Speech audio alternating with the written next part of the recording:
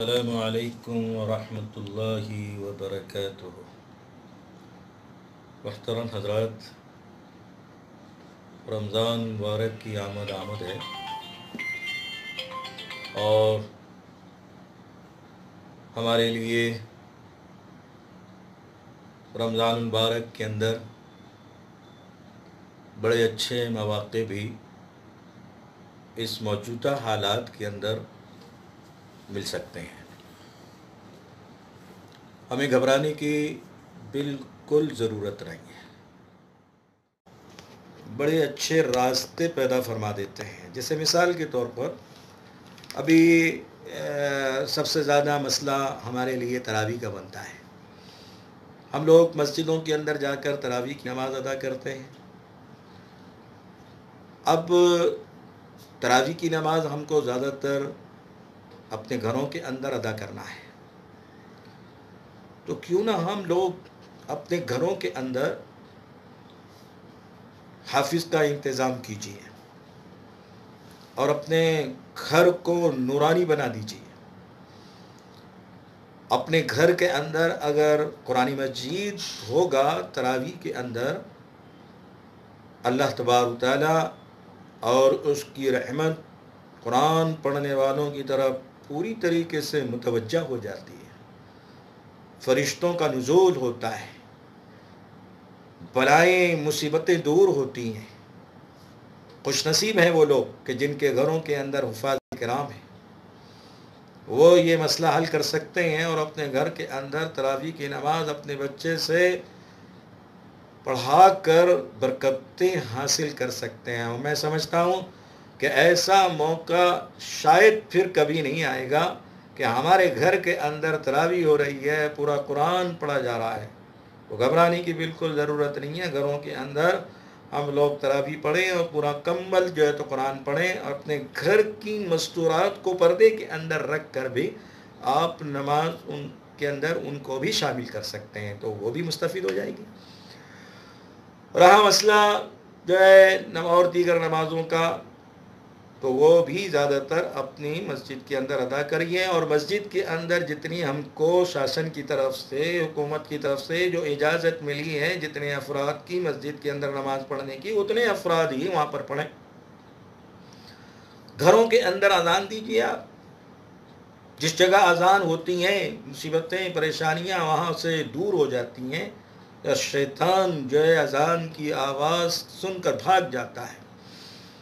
اور جو ہم لوگ چاہتے تھے کہ بھئی ہمارے گھروں سے جو آفتیں ہیں، بلائیں ہیں جو منڈلا رہی ہیں، ہمیں پتہ نہیں، تو اس کو دور کرنے کے لیے نہ معلوم کتنے جتن کرتے ہیں، لیکن اذان آپ دیں گے تو انشاءاللہ اس سے بڑا فائدہ ہوگا۔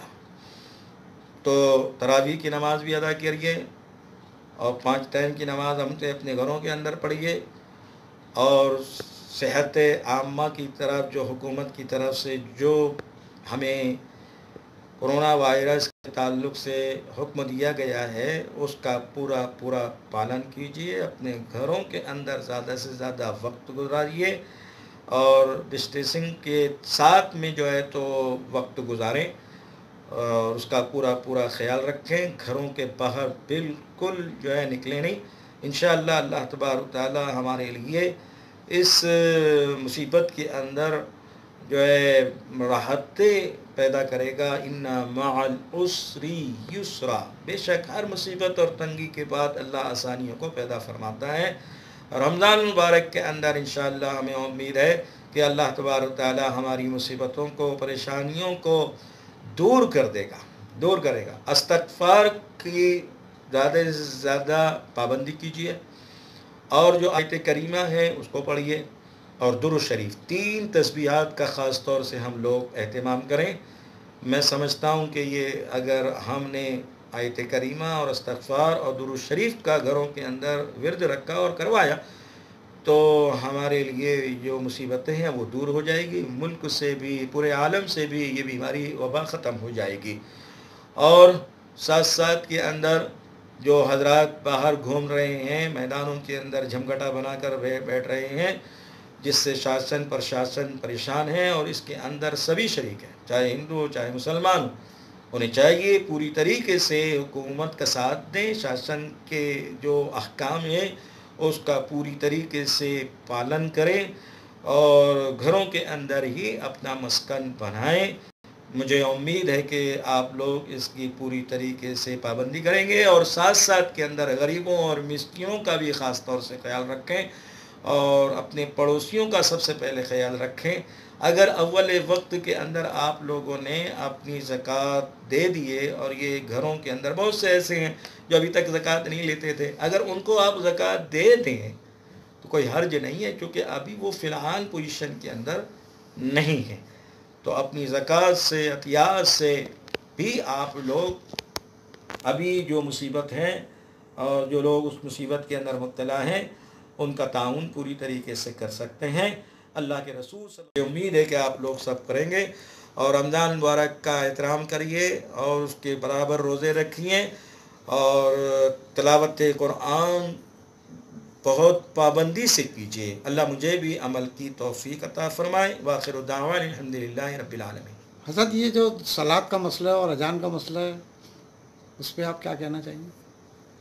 صلاۃ کا جو مسئلہ ہے، اگر ہم چاہتے ہیں حکومت وقت سے اور شاسن سے ہم جو ہے اجازت چاہتے ہیں کہ بھئی یہ جو مسئلہ ہے بڑا اہم ہے، کیونکہ ابھی تک ہم لوگ مسجد کی آواز سے روزے ختم کرتے تھے، سحری کا وقت ختم ہو گیا، اب روزے بند کر دو، کھانا پینا بند کر دو، آسانی سے ہم لوگ جو ہے وہ کھانا پینا بند کر دیتے تھے، اور ہمارے کو اطمینان ہو جاتا تھا کہ بھئی ہمارا روزہ ہم نے صحیح طریقے سے رکھا ہے۔ اسی طریقے سے روزہ کھولنے کے وقت گھڑیاں آگے پیچھے ہوتی ہیں اور بڑے پریشان رہتے ہیں، مسجد سے آواز آتی ہے، اذان کی آواز آتی ہے، اور سب مل کر جو ہے روزہ کھول لیتے ہیں۔